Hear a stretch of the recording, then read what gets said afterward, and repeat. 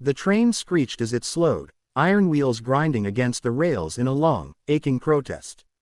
Clara Whitmore, soon to be Clara Whitaker, she had practiced saying, sat perfectly still until the final jolt ran through the carriage. Around her, passengers gathered parcels and shawls, murmuring with relief at the journey's end. She pressed her gloved hands together in her lap, steadying the tremor that had lived in her fingers for the last 2,000 miles.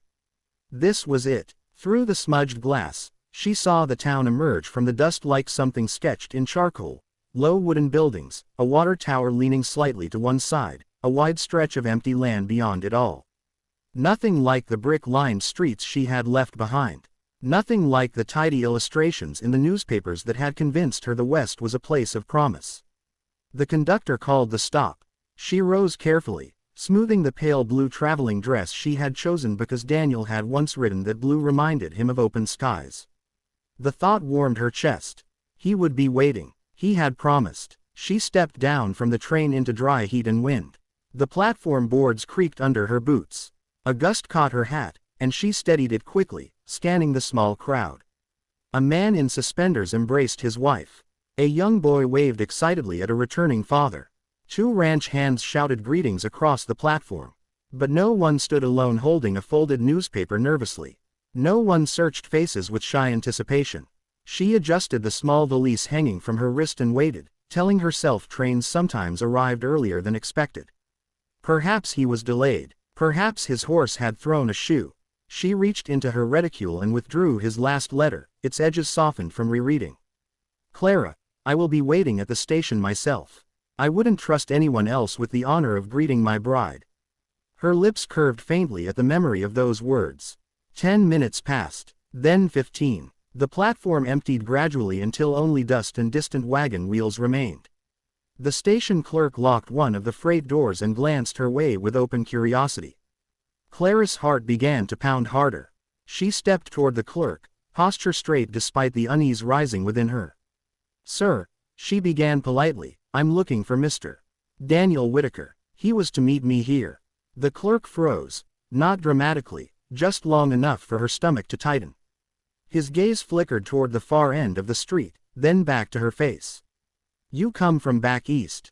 He asked carefully. Yes, she replied, a thread of fear weaving through her voice. He removed his spectacles and rubbed the bridge of his nose. Ma'am, maybe you ought to speak with Sheriff Cole. Her pulse stumbled. Is he ill? She pressed quickly. Was there an accident? The clerk didn't answer directly. Instead, he gestured toward a squat building with a faded star nailed beside the door. Clara swallowed. The wind swept across the platform again, tugging at her skirt, lifting dust into the air. Daniel had promised she would not be alone. Yet as she picked up her valise and stepped off the platform toward the sheriff's office, she felt more alone than she ever had in her life. Sheriff Cole did not speak at first after telling her. The words seemed to linger in the air between them, heavy and unmovable. Found him 3 days ago. Clara sat stiffly in the wooden chair across from his desk, her valise still clutched in her lap as if she might be asked to board the next train home at any moment. The room felt too small, the ceiling too low. A single barred window let in a slice of harsh afternoon light that cut across the floor like a blade. Shot, the sheriff repeated quietly, as though gentler. The second time, out near his barn. Her ears rang. Shot. The word refused to settle into sense. Daniel had written of crops, of repairing fences, of building a second bedroom onto the house for when children came. His letters had been full of plans. Plans required living. Was it an accident? She managed, her voice thin. The sheriff's jaw tightened. No, ma'am. He stood slowly, walked to a cabinet, and retrieved a small cloth bundle. He carried it back with a kind of reluctant care and set it on the desk before her. We gathered his personal effects. Her hands hesitated before reaching forward. When she unfolded the cloth, she found a pocket watch, silver, slightly scratched, and a simple leather wallet. Inside the wallet was the photograph she had sent months ago. The very one she had posed for in her cousin's parlor, hands folded, eyes hopeful. He had kept it on him. The realization cracked something inside her. They took most everything else, the sheriff continued. Livestock's gone. Tools. Even the wagon. Why? She whispered. Hard winter's coming, he said grimly. Men get desperate. Clara pressed the photograph to her chest, struggling to draw a full breath. Did he suffer? The question escaped before she could stop it. Sheriff Cole removed his hat. It was quick. She nodded once, though the motion felt distant from her own body. After a moment, the sheriff cleared his throat. You should see the place. Best to understand what you're dealing with. The ride to the ranch passed in a haze. The land rolled endlessly, wind flattening the tall grass in silver waves. Clara watched it without truly seeing. Somewhere out there, Daniel had stood and imagined her beside him.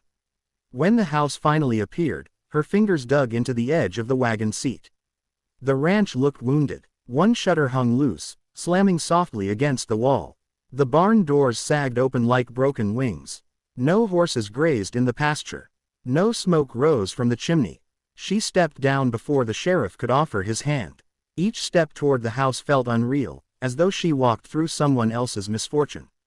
The front door creaked as she pushed it open. Inside, chaos reigned. Drawers overturned, crockery shattered, a table flipped on its side. This was meant to be her home. She moved slowly into what must have been the bedroom. The bed frame stood bare, mattress slashed open. Feathers littered the floor like fallen snow. Her gaze landed on a dark stain near the doorway. She stopped breathing. The sheriff remained respectfully behind her, giving distance to her grief. Clara did not scream. She did not collapse. She simply stood in the wreckage of the life she had crossed a continent to claim, and understood that nothing of it remained but dust and silence. The sheriff waited outside while Clara stood alone in what should have been her home. The wind pushed through the broken window panes, carrying dust that swirled lazily across the floorboards. Somewhere in the distance, a loose shutter banged in uneven rhythm, the only sound in a house that felt hollowed out. She forced herself to move. If she stopped, she feared she might never start again. In the kitchen, cupboards hung open like gaping mouths. A single tin cup had rolled beneath the table and come to rest against the wall. She bent to retrieve it, brushing dirt from its surface with the edge of her sleeve. The gesture felt strangely intimate, as if she were touching something he had touched that very morning. 2,000 miles. She tried to picture the journey in reverse. The train whistle, the changing landscapes, the letters exchanged in careful ink. Every mile had been built on trust, on belief. Now she stood with nothing but a pocket watch and a photograph. She stepped back, outside onto the porch. The land stretched wide and indifferent before her, the prairie rolling toward the horizon without sympathy. The sheriff approached slowly, hat in hand. "You got folks back east?" he asked again, more gently this time. She shook her head. "My parents are gone. My aunt sold her house last spring. I used what remained of my dowry for the journey." He frowned. "You could stay in town a spell." "Boarding house. For how long?" she asked quietly. He had no answer. Her gaze drifted to the barn. One hinge hung broken, the door barely clinging to its frame. Beyond it lay open land, fertile despite its harshness. Daniel had chosen this place for a reason. He had seen something worth building, and they had tried to erase it. "What happens to the ranch?" she asked. Sheriff Cole shifted. "Without a claim filed or next of kin to contest it, land like this tends to change hands." Something in her chest tightened. Not with grief this time, but with resolve. "I am his intended wife," she said slowly. "We signed papers before I left. The marriage was to be performed here. That ain't quite the same as legal." "I have his letters," she interrupted, lifting her chin. "I have proof of agreement.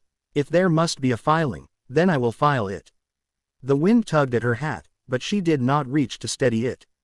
The sheriff studied her for a long moment. He had likely expected tears, perhaps hysteria. A fragile bride collapsing under Western hardship.